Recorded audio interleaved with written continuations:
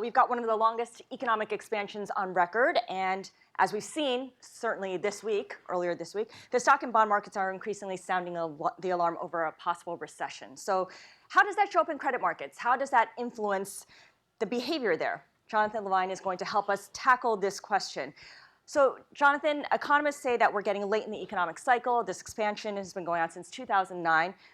When it comes to the credit cycle, one of the questions I like asking is, where are we? And no one ever says we're in the first few innings. And I've heard we're in the late stage forever, right? I mean, who else has heard late stage here? Late stage of credit cycle? Okay, a couple of brave people have heard that as well. What are you seeing, Jonathan? Are investors taking more risks or fewer risks today versus, say, 3 years ago? So it's an interesting question, and the sports analogies are always interesting because let's say we are in the late innings. You know, if a baseball game is 9 innings and you're 3/4 of the way through, you actually have a number of years left in the cycle because we've gone 10 years already. And I think what we're seeing is what you would see as people start to question the economic outlook as it becomes more opaque is that there's just more uncertainty. And when there's more uncertainty, there's more risk. That doesn't mean you can call the cycle. What it means is you should do what we try to do, which is have contingency plans. Say, we believe that this is our operating assumption, but if we see these things that vary, what are we going to do about it? And the most obvious one are our companies deleveraging, our earnings growing organically, and our companies actually doing what they're budgeted to do. Right, so the criteria stay the same regardless of where we're at. Let's just frame our conversation a bit because Bain was originally a PE firm. You're a credit guy, you came from Drexel, and after you joined Bain, you started Bain's credit business. And Bain Capital Credit invests across different strategies, leveraged loans, high yield bonds, distressed private lending. Explain briefly for us the key difference between PE and credit. What are the return characteristics of each? Sure. It's really quite simple. If you think about a capital structure, if you're buying equity, you are buying the risk and reward of all the upside and all the downside. And credit is a form of fixed income, and therefore you are getting some fixed return in return for not getting the same upside. It's so in a liquid par business, you are fundamentally a lender. So you have less upside, you have less downside, and you generally get an agreed upon coupon over the period of the loan or whatever you've done, and par at the end. However, credit also has distressed credit, which starts looking a little bit more like an equity product, where you're going to take credit instruments and turn them into equity instruments, either in part or in whole, so that you can help a company operate because it has too much debt burden. But fundamentally, in the purest form, one is you're trading upside for less downside, and one is a pure equity instrument. I love how you explain that. And of course, these distinctions become all the more important in times of stress when companies, for instance, can't pay back their loans. There's often confusion, you've told me, between credit and stock. When do people tend to conflate these two? So, I have a theory sometimes that because most people have mortgages, they think a lot more about rates going up and down and how it personally affects them. But there's often discussion about, well, I'm worried about credit, but you're not worried about stock markets at record valuations. Those two are going to correlate because credit instruments are senior to equity instruments. Now, obviously, most public companies don't have a lot of leverage, but the point holds that if companies or the economy is slowing down in a way that jeopardizes the senior securities, chances are it's not going to be a good run for the junior securities for some period of time. Okay, so it's something to keep in mind there, especially as we look ahead and we worry about what's going to spark the next crisis. I'm just going to take a quick poll here. Who thinks that the next catalyst for the crisis will be a Fed policy error? All right, everyone's confident in Jay Powell, especially after today.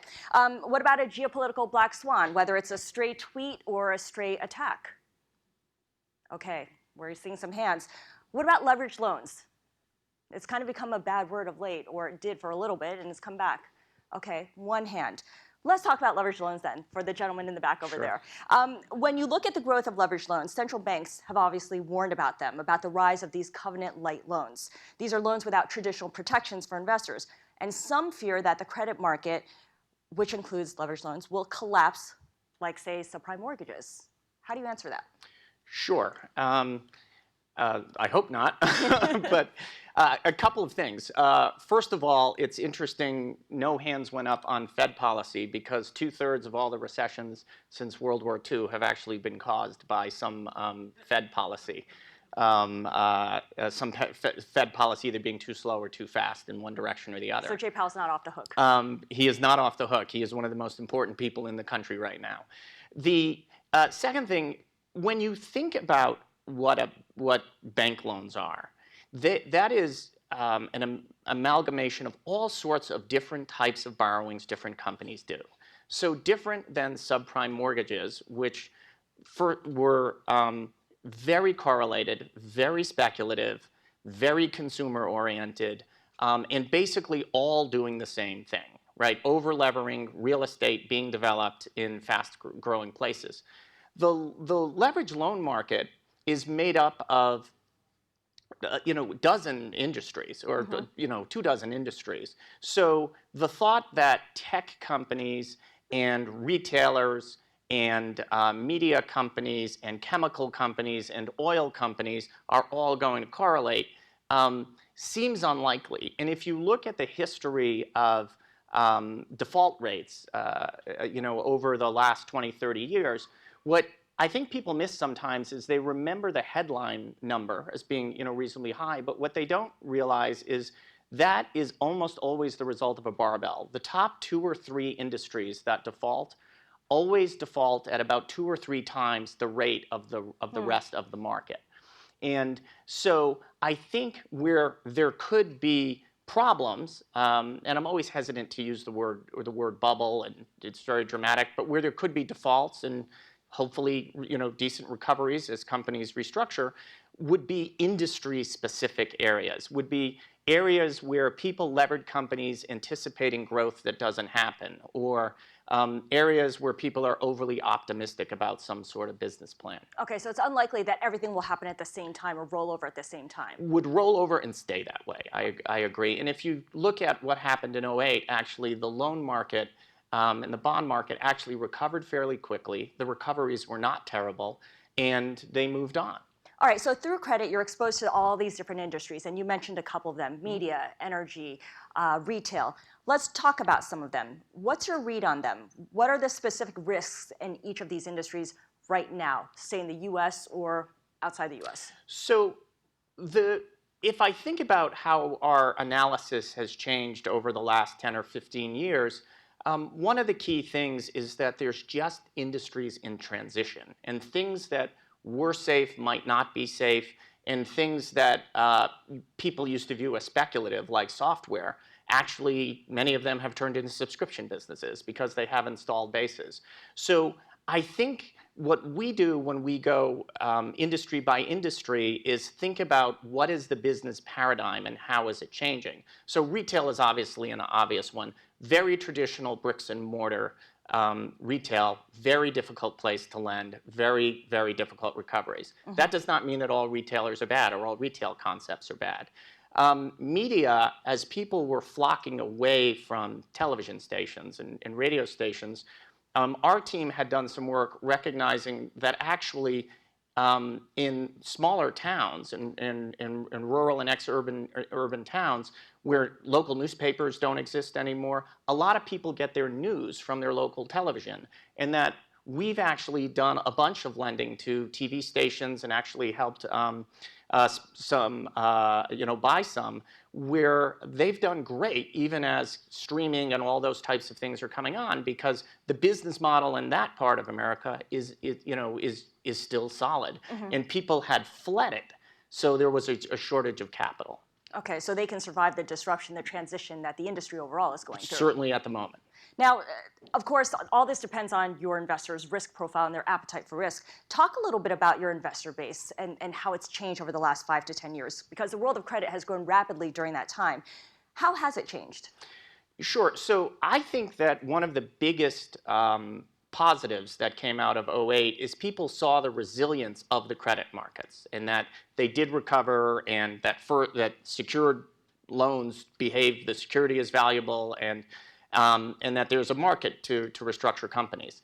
So the biggest thing that's happened is that credit has become a full-fledged asset class. It used to be a niche. You'd show up and people didn't know if it should be in fixed income, it should be sort of an offshoot of private equity. And now it's a highly nuanced asset class with senior securities, junior securities, floating securities, overseas securities. And accordingly, very sophisticated investors from pension funds to sovereign funds to endowments to high net worth. It's a huge mix of people in a much, much more diverse group because you can actually target, you can change your risk profile and you can target different kinds of risks and people who need to match liabilities. It's an attractive asset class. So a lot more money has been coming into credit. Where's it coming from? Is it coming from money that would have gone to the public markets? Is it money from people who've grown disenchanted with hedge funds and their fees and their not so consistent returns? So I think the lion's share of the money comes from either other forms of fixed income, where people would only stay in the safest fixed rate, investment grade or government bonds, as well as I think people had some carve outs in their alternatives buckets. I do think that some money has come from hedge funds, but hedge funds were actually, although they got a lot of press, they were quite a small part of the credit market. And because the semi-liquidity, if not illiquidity, of some of the securities, but I really do think it's been as people think more broadly about income-producing instruments, and also some things that are countercyclical, like distressed debt. Okay, got it. Now, you had mentioned sophisticated investors, institutional investors, pension funds. Credit is not a market dominated by retail guys or ETFs either, although they're trying. They don't have the risk of redemptions that you would see otherwise. But as the credit market grows, and inevitably it will, won't the less sophisticated investor be a bigger part of it? Isn't that inevitable? I mean, that's what has to happen in order for the market to scale. Yes, although there's a long way to go in credit markets that are about $2 trillion, relative to $10 trillion of government debt, and so I think that interestingly enough, because liquid credit, loans and bonds, can only return so much that it will never attract super hot money. Because there's a limit, there's a cap. Right, because of the fixed income component I talked about it. And the riskier credit type of things are most traditionally done in private equity style funds, closed down, locked up. And I think that that's one of the important risks that need to be managed, is to make sure your fund structure matches the liquidity of the underlying assets.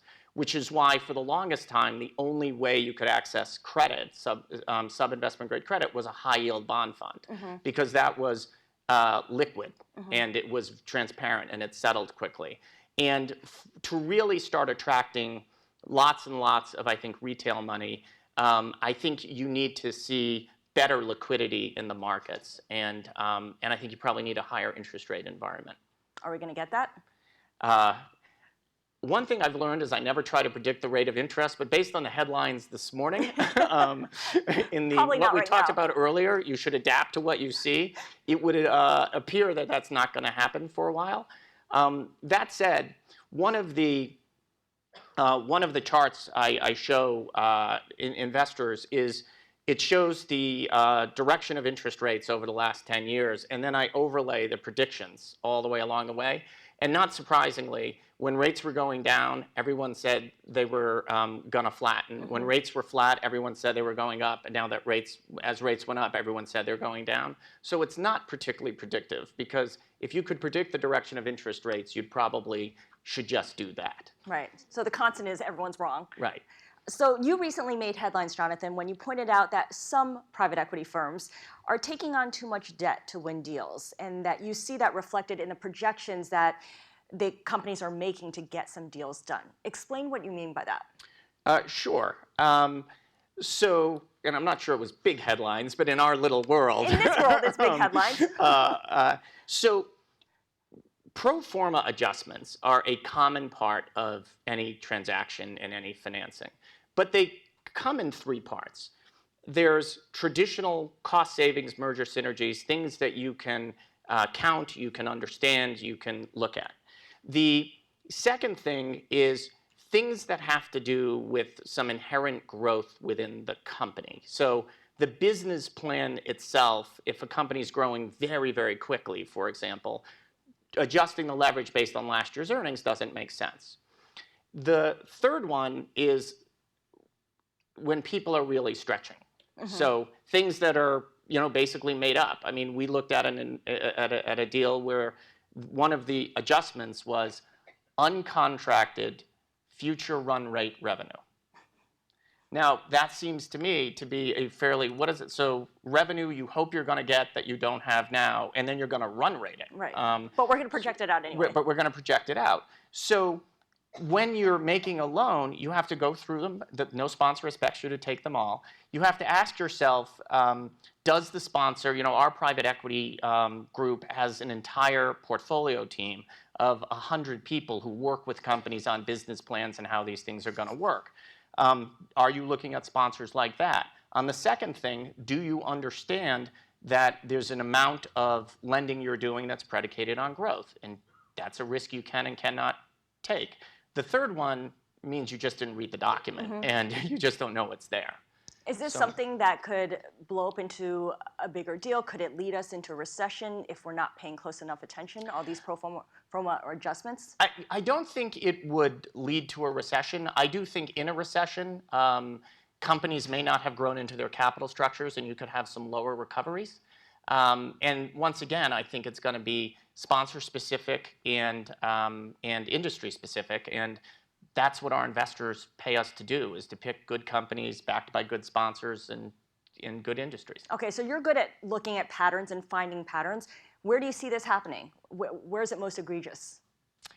I think it is most egregious in companies that the sponsor has stretched to pay a very big price because they either think it's an industry that's their territory, so they're uniquely comfortable with it, and that's a two-sided coin, or that there is just an incredibly optimistic economic outlook.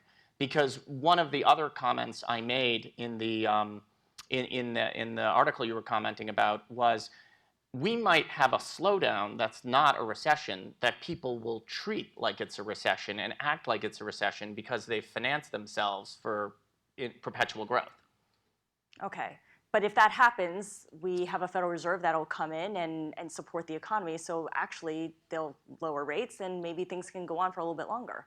Maybe they can, but that's a risk you're taking and that's a risk you have to calculate. And it's not like rates are very, very high, so the amount of cutting that they can do is not like it was in 2008. All right, so as we wrap up our conversation here, Jonathan, credit obviously very different now than it was 10 years ago. It's grown quite a bit. It's global in a way that it wasn't before. You had commented to me that 10 years ago when people talked about credit, they thought high-yield debt, junk bonds in the U.S., right?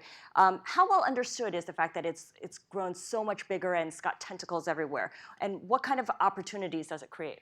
So I think that this is really important in the credit space because we have 300 people looking at credit across Europe, Asia, US, and Australia. And historically, those markets were a lot more correlated than they are now. And they're working on very, very different things. The US is a corporate story. Europe right now is more a clean up the banks portfolio NPL story. Australia, we see a lot of private lending. And then across Asia, I always remind people that Asia isn't a thing, it's a lot of countries. And therefore, what we see in India in the emerging corporate debt distressed opportunity is very different than we might see in real estate loans or NPLs in Thailand or NPLs in China. Okay, so they're not correlated as a result, but is there a slowdown that might prompt these different parts of the world to correlate, and if so, for how long? Right. So correlation can come from two things: an actual relationship and an emotional reaction of markets.